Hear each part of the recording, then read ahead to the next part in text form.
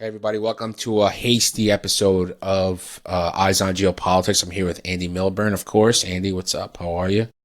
Hey Dee, everyone, hello. We got breaking news about probably a couple hours ago, maybe from Washington Post that Defense Secretary Pete Hegseth has ordered hundreds of U.S. generals and admirals to gather on short notice and without a stated reason at the Marine Corps base in Virginia next week, sowing confusion and alarm after the Trump administration's firing of numerous senior leaders this year. The highly unusual directive was sent to virtually all of the military's top commanders worldwide, according to more than a dozen people familiar with the matter. It was issued earlier this week, again against the backdrop of a potential government shutdown, and as Hegseth's overtly political moves have deepened a sense of distress among his opponents who fear that he is erasing the Department of Defense's status as a nonpartisan institution. So yeah, they ordered like 800 or so general officers and staff officers to the Marine Corps base in Quantico, Virginia for next week, and nobody knows what it's about. Andy, you were a colonel in the Marine Corps. What would be happening if you were still in and you guys Yeah, got these orders? you ought to be a fly on the wall at this meeting. I just want to correct a couple of things, Dee. So there are 800 general officers, flag officers. Those are officers at the rank of 1 star, which is brigadier in the Marine Corps, the Army, or the Air Force and above. But it's not clear how many of those have been ordered to Quantico. Clearly not all, but certainly what I'm hearing are hundreds. And I don't, the I hate to use the mysterious term sources, but the guys I know who are general officers do have no clue what this is about, unless it's to kind of break out the national defense strategy, national military strategy, which is not yet on the street, but we've discussed before on Eyes On, and we know it's going to be Homeland Security Director. But if it was about that, then why not just let everyone know?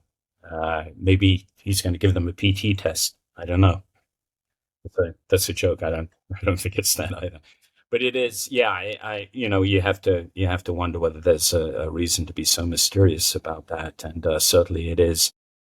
I don't know about the tone of that article. I would say certainly there's a great deal of curiosity. I'm not sure that there is. That I described it as anxiety or fear, but there are certainly concerns right now in the Department of War about freedom of speech and about pressure to create political partisanship within the Department of War. And I won't go further than that to say that certainly in my experience, I mean, I was in the Marine Corps for 31 years. Yes, 4 years of those don't really count as far as understanding what was going on. Well, maybe the first 10 years, but of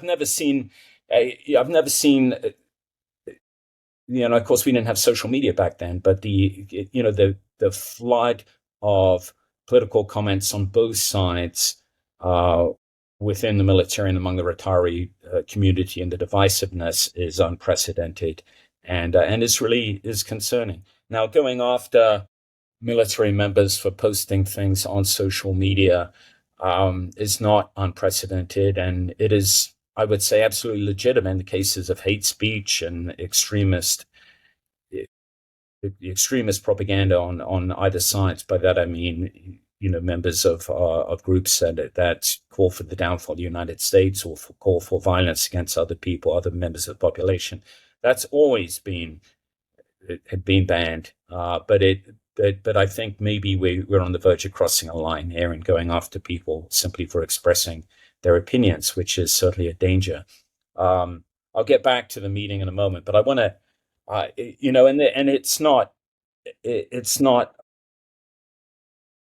Unfortunately, this administration isn't the first administration to go down this road. There were certainly, I mean, the Biden administration came after me for for going to Ukraine, and even before then, I wrote an article in 2021 in Task and Purpose, calling for Secretary of Defense Lloyd Austin, to resign. It was in the aftermath of Afghanistan, but I laid out the facts.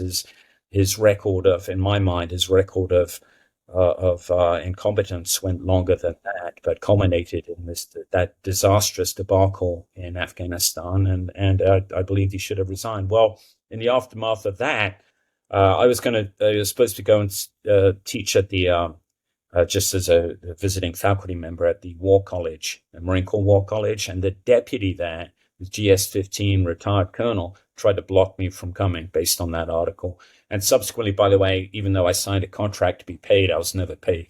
So that may have had something to do with it. Sorry to drag my history into it. My point is, you got to be careful about these things. All right.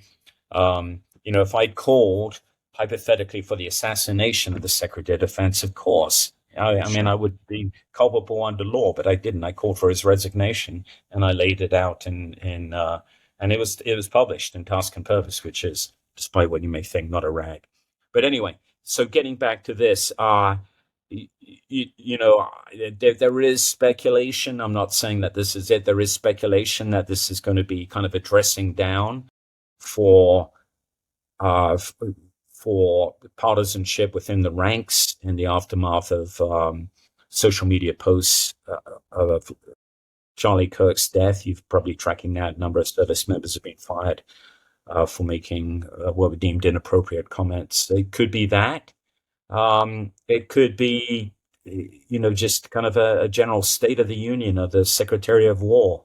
I don't know. But again, secrecy around this is unprecedented. When you're going to pull guys back, when you're going to pull guys from across the United States, but also pull guys back, I'm being told, I don't have any examples for you, but from operational billets in the Middle East, then normally there's a good reason for that.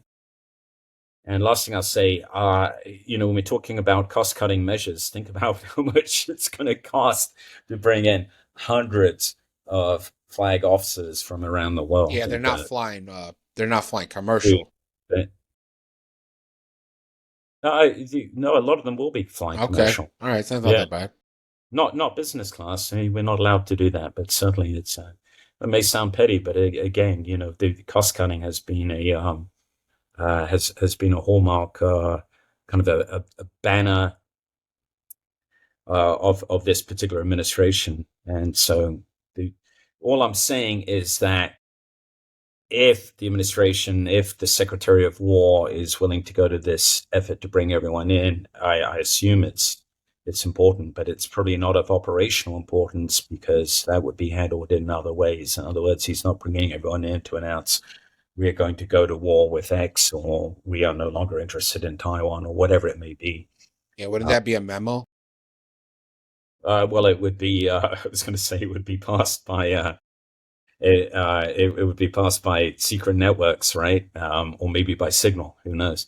But yeah, there's no reason to calling everyone physically is certainly it's very, very unusual, and so this is likely to be momentous, and undoubtedly there will be leaks coming up to this. You've probably read, I don't know if you have, but there were articles in Politico and I think it was New York Times about supposedly, I'll use this term cabal because I like using that term, a cabal of senior general officers, 3 and 4 stars, who had been meeting at a private residence. And this sounds like a lead into something really nebulous, right? That even lead a meeting, and preparing a document. I believe it's going to be a letter calling for the resignation of the Secretary of Defense at the time, based on just their unhappiness with his performance. But I don't know if this is a backlash to that. But if it was, then I would think he would. The aperture of the officers involved in that would be much smaller. It would be like 3 and 4 star. And that's the other unusual thing about this, Dee. The 1 stars are being called in. Now, 1 stars are like the pledges of the general officer world. They're company men. They've accepted the king's shilling, right? I'm mixing my metaphors, but they become a general officer.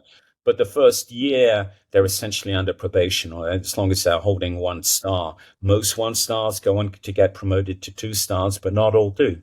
And in the meantime, I don't want to say they're hazed and treated like shit, but they are certainly, it's very clear that they're at the bottom of the pyramid and they have to prove themselves. And there's good reasons for that, because some guys, unfortunately, when they become general officers, become tin pot gods and let it go to their heads. But so to call it, 1 stars are, they're given kind of the general officer tasks, obviously, that no one else wants to do. But again, it's a time for them to prove themselves. But it's normally when uh, when really sensitive stuff is to be passed among the geo ranks, it goes to just the 3 and 4 stars, and they're told whether or not they can filter that down. So again, I have no insights at this point, Dee. When I do, aside from what I've told you, when I do, you'll be the first to know. Appreciate it. Yeah, I expect that once you know, I know. What are like if we're putting odds on this, and I know you guys don't like when I say this, is it national defense strategy? Is it like a Saddam Hussein loyalty oath thing where like they're in the auditorium and they get pulled out and executed?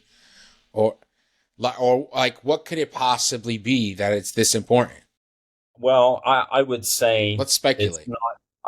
Speculating, I would say it's not the national defense strategy or the national military strategy, because why not do that in the usual forums, right? And why not make it public? I would say that it is pertaining to perhaps dynamics with atmospherics within the or perceived atmospherics in the Department of War. What those perceived atmospherics are, I have no idea, but that would be my bet. Even I'm trying to think of anything that paralleled this.